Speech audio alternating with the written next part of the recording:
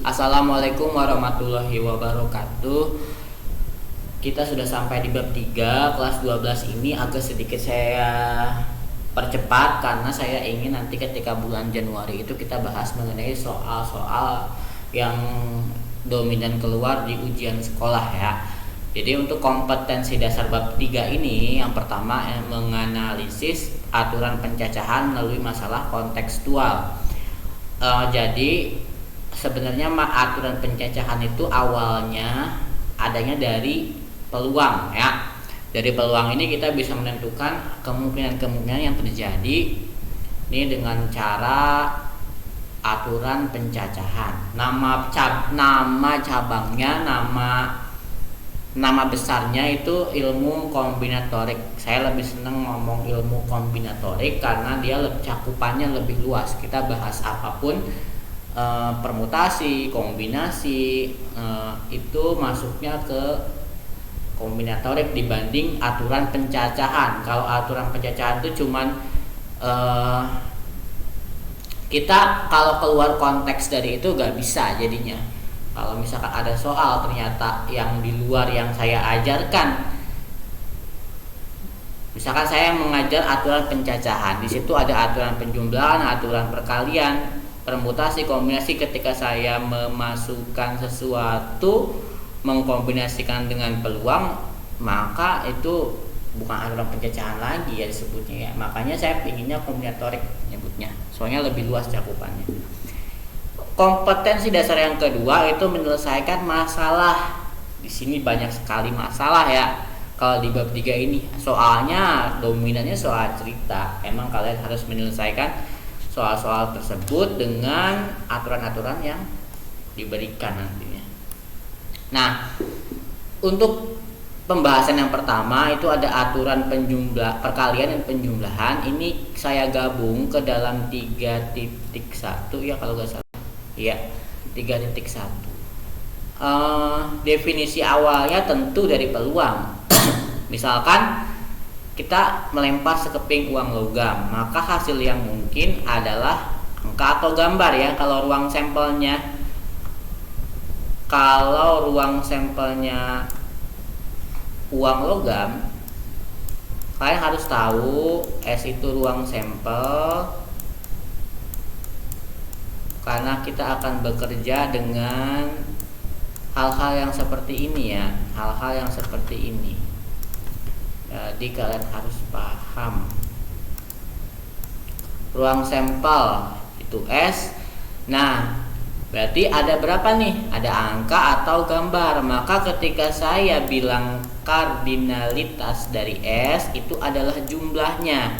Jumlah ruang sampelnya itu 2. Ketika saya nanya ruang sampel aja, berarti kalian jawabnya angka atau gambar. Ketika saya bertanya kardinalitasnya, itu kalian jawab angkanya berapa, jumlah elemen yang ada dalam ruang sampel tersebut ya. Nah, semua kemungkinannya disebut ruang sampel. Tadi udah dibilang setiap gugus disebut titik contoh ya. Jadi banyaknya titik contoh S adalah 2, cuman saya di sini lebih senang bilangnya kardinalitas, lebih keren dikit. Kardinalitas.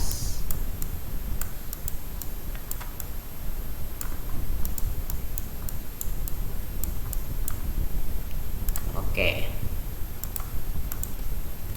Aturan perkalian. Misalkan suatu masalah ya. Suatu masalah mempunyai 2 jalan. Itu jalan penyelesaiannya disebut aturan perkalian ya, karena kita bisa mengkalikan saja, mengcombine 2 masalah tersebut ya. Itu ilustrasi untuk aturan perkalian. Jadi misalkan kita punya beberapa baju dan beberapa celana ya, kita combine aja untuk seminggu itu. Misalkan kita mau pakai baju yang mana, celana yang mana, itu namanya aturan perkalian. Terdapat 4 jalan berbeda dari kota A ke kota P dan 2 jalan berbeda dari kota P ke kota B.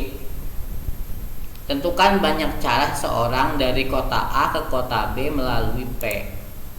Kota A melalui P dulu untuk nyampe di kota B. Dari A ke P ada 4 jalan.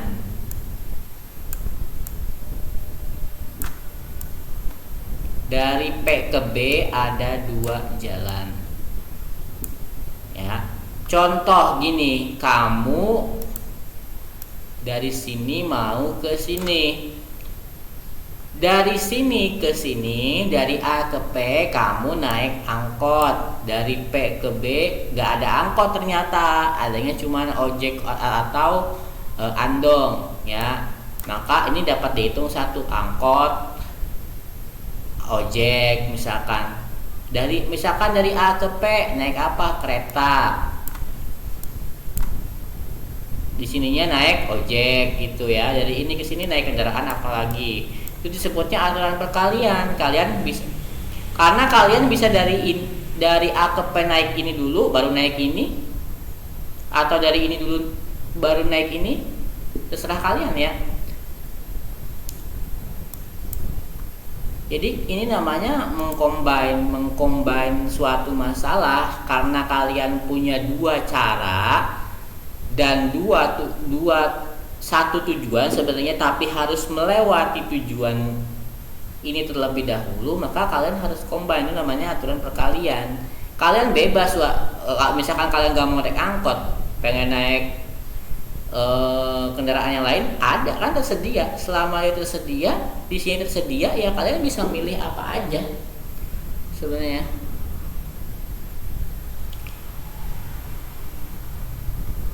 Ya, jadi di sini ada 4 jalan, di sini ada 2 jalan, bukan penjumlahan tapi perkalian, karena kamu bisa memilih di sini naik ini, naik ini, naik ini, naik ini. Kalian hitung aja kalau percaya. A ke P ini, terus ke sini. A ke P ini, terus ke sini, satu kan gitu kan. Kalau gitu kan, ini kombinasi ini kombinasi ini kombinasi ini gitu kan. Kalau percabangannya.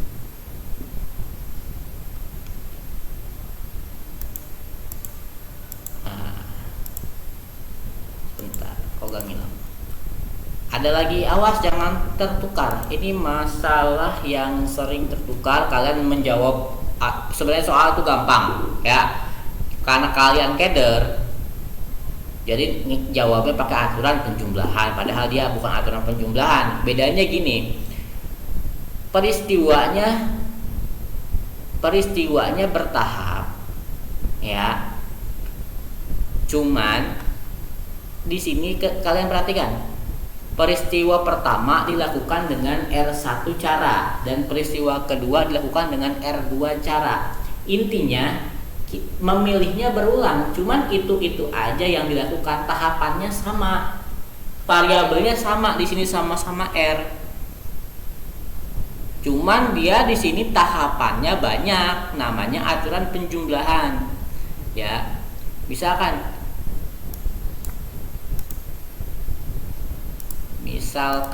ini mau ada pilihan, misalkan ada pilihan nih, siswa A, siswa B, siswa C, siswa D, dipilih berulang ya. Misalkan ini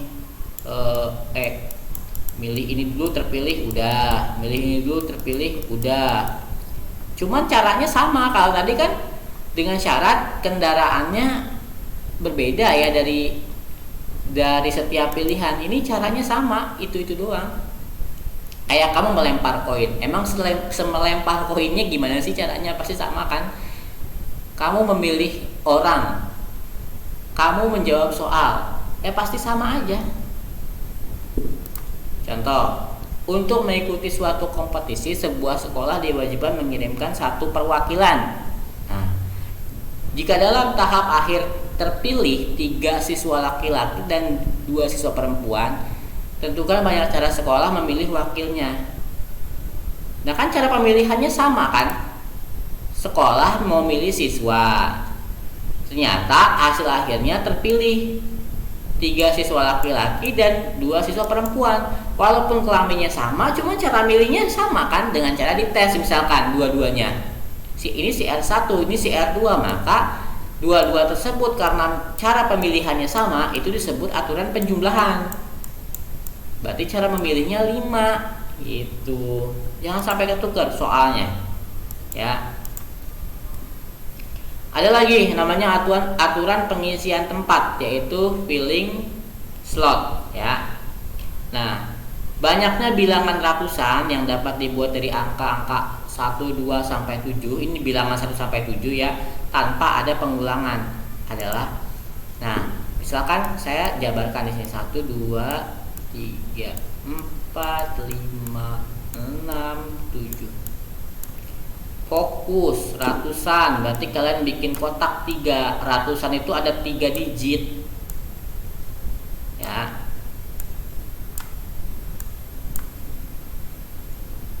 Tanpa ada pengulangan. Ingat, tidak boleh ada angka yang sama. 1 2 3 4 5 ada 7. Di sini ada 7, berarti saya bisa isikan di sini 7. Udah digunakan 1, sisa 6. Udah digunakan 1, sisa 5. Berapa nih? 7 kali 6 kali 5 210. Ada 210 cara ya.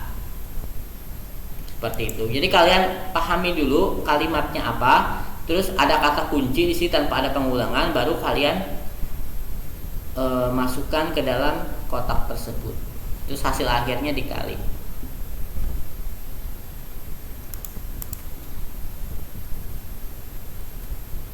Tugas 2.1 ini yang pertama, banyaknya cara memasangkan 3 sepatu dan 5 kaos kaki secara berurutan. Yang kedua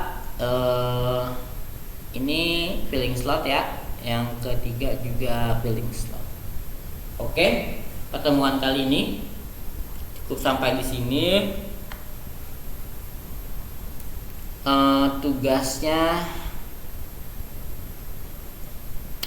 untuk tugas saya, karena gini ya, saya ini nge-recordnya bareng. Jadi untuk tugas nanti saya infokan di kolom komentar saja ya, untuk deadline-nya hari apa dan jam berapa. Jadi kalian fokus ke kolom komentar apakah itu absen di mana. Jadi kalian lihat secara detailnya ya, jangan asal pencet aja ya.